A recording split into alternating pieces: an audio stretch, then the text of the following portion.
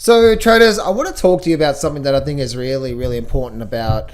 In this video here, guys, I want to talk about big data, or big picture analysis about what's coming over the next, say, over the next, probably for the rest of this decade, because I think it's important also that I personally, with the way that I trade, and if you're interested in learning that, I teach you for free in my free trading course. I teach you the biggest mistakes, the chart reading techniques. I teach you my trading system. First link in the description there. But I also do believe in trying to see where are we going over the next 5-6 years. It's 2024 right now, right? So from now through to the end of the decade, maybe longer, where are we going in certain sectors of the economy so we can really get a good understanding of what could we, one, expect, but two, how do we actually take advantage of what to expect, right? So one of the biggest things that causes us to be stressed is something happens out of nowhere, right? And one of the big things when it comes to the big picture right now is the inflation data. Everyone's been talking about, knows about the inflation data. Now, one thing I like to do is I like to study history, because history is a good representation of what's probably likely to happen, because what has happened in the past is probably going to happen again, right? Now, we don't know the cause effect. Actually, we do know the cause, right? The cause effect relationships in this dynamic here. And one thing I have noticed, if you look at this here, this is the United States inflation data. And look at this here. Every time we've had inflationary spikes in the past, what has happened? Well, we normally get what? This is the first spike. This is back in the 40s. And then we get the pullback.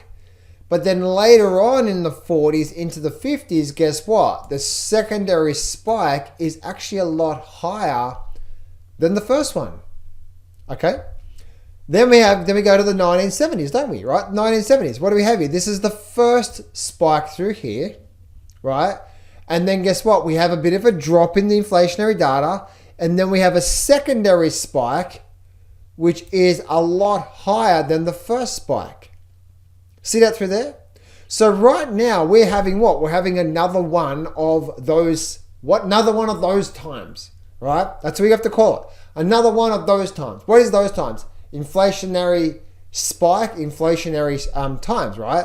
So this is our first spike, and now we're getting what? Now we're getting the drop, right? So you can see here. Let's see if I can bring up a different color for you guys. So let's bring up a red here, right? Look at this here. Inflationary spike, drop, second spike.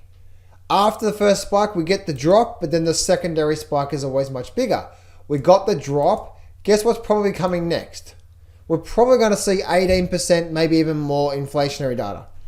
Inflationary spike through here. Now, what's going to cause that? Well, if you rewind through what causes that, it's inflation, and the inflation is caused probably by what? Imprinting on money. And if they're going to do that much printing on money to cause another big inflationary spike again, what's going to happen to cause that? Recession, right? So if you start to put the dots together, there's got to be a recession coming. It's probably going to be pretty big. We just don't see it coming right now, right? Because we're focusing on right now, today, this week, this year, not for the next 5-10 years, right? So I'm trying to give you the forest from the trees here. And the reason why this is important is, one, we can understand what's coming so we're not surprised by, rising unemployment. They're doing printing money QE again, all that sort of stuff, right? We can actually sit back, and when we see the forest from the trees, guess what? We see the forest from the trees. And it helps us not only, one, not react to the situation, but respond in a way where we can benefit financially from that, right? So we can be, they're printing money. What does that mean, right? And so if I go back to the 1970s situation, one of the biggest factors of especially the secondary spike of the 70s was what? It was actually gold, right? So this is the gold chart through here. And if I let's actually bring up the weekly chart. Let me squeeze right up a bit here for a minute. Let me just take the moving. I don't need the moving averages. I'm just trying to show you what happened back in the 70s. And is it going to load for me? Are you going to load for me? No, you're not. Silver. Okay, so is silver going to load for me? Silver will load for me. Wait, it will, right? So this is actually what happened back in the late 70s of what? On the back of this secondary spike here. So this is what actually happened to silver, right? Now, by the way, guys, if you in any market out there, doesn't matter if it's now, this year, next year, whatever, if anyone gets a massive spike in their price like this, you want to run for the hills. Why? That's called bubble, right? We have good trends, which you probably watched from some of my updates I did today or in the past. Good trends, higher lows. But if something goes straight up like that, guess what? That's a big bubble, right? So big movement to the upside. But this is actually what happened towards the end of the 70s, which was what? This is the secondary spike. So that's probably what's going to come again. And if we go back to gold, right, and then we go back to the actual gold data, is gold going to load for me? Gold's not going to load for me, is it? No. All right, let's go GLD. Let's go to GLD.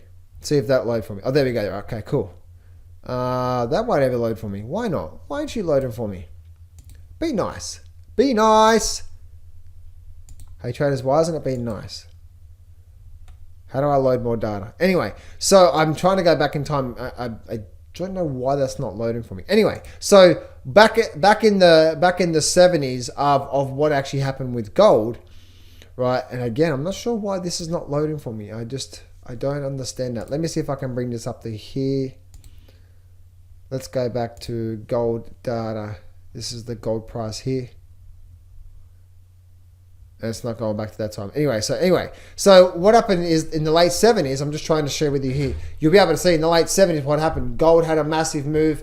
So did silver. And also, I also do believe, guys, the big beneficiary is, you can see what happened again. You can see what actually happened back in the 70s when it comes to the silver price, right? This is, I don't expect this type that will actually, it may happen like that, right? But the beneficiary of what's happening here is what? Is that while everyone's starting to freak out a lot and everyone's starting to worry about this, what's happening here, we can just anticipate, right? We know, okay, there's going to be a recession soon, so you cannot freak out when the recession hits or when things start to really get hard. First thing. Second thing is that we know they're going to do printing of money. Thirdly, that printing of money is probably going to lead to an inflationary. But then out of all of that, what are the asset prices that's probably likely to do the best? So I can position myself now for the next 5-10 years and to benefit from that. And then therefore, guys, the big beneficiary factors I do see is probably going to be silver, probably going to be gold. I do see gold may even go to 10,000 plus by the end of this decade on that next secondary spike, right? It could be 2030, 2032. I don't know. But for the next, say, 10 years now, I do see that's going to be the cycle that's going to happen, right? Recession, which is going to create printing of money, which then is going to start to inflate prices, which is then going to cause a much more bigger inflation. Now, by the way, guys, if we do, this is where it's going to get really, really, really dangerous, right? Because if we do get a massive secondary spike of inflation, right, printing of money, then a few years later, a secondary spike. So towards the end of this decade, if we have a big spike of inflation towards the end of this decade, say 26, 27, we start the inflation, 28, 29, big inflation. The 2030s is going to be devastating. Why? Massive. You think the interest rates are high now. What's going to happen in 2030s when the inflation's much worse? What are they going to do to the interest rates? What's going to happen to the government debt? What's going to happen to housing prices and all that sort of stuff, right? So this is where just understand the lay of the land of what's coming even in from now through even to the 2030s. You can see what's happening, right? Recession, which is going to create printing money, which is going to inflate asset prices, which is then going to start to cause the inflationary to spike even more, which is then probably going to cause silver, gold, and mining sector to go really big, strong, big move. That's going to be towards and then that's going to filter through 26, 27, 28, 2028, maybe 2029. And then even it might be right. 2029 might be the year of that. 2030, and then guess what? Then they're going to really jack up the interest rates a lot again, even more. That's going to put so much pressure on the government because then they're going to do because of the printing of money. You see what I'm going through here, right? Then that's I believe the 2030s is going to be devastating for a lot of people out there. Devastating for a lot of people. And the reason I'm saying this is because you can actually get this under control right now.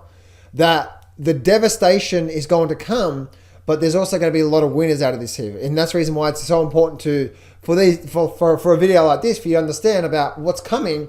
So when 2030s does hit, one, you're not left with leveraged property, you're not left with leveraged markets, but you're also in positions where you might have made a lot of money on your account through benefiting from that big inflationary spike.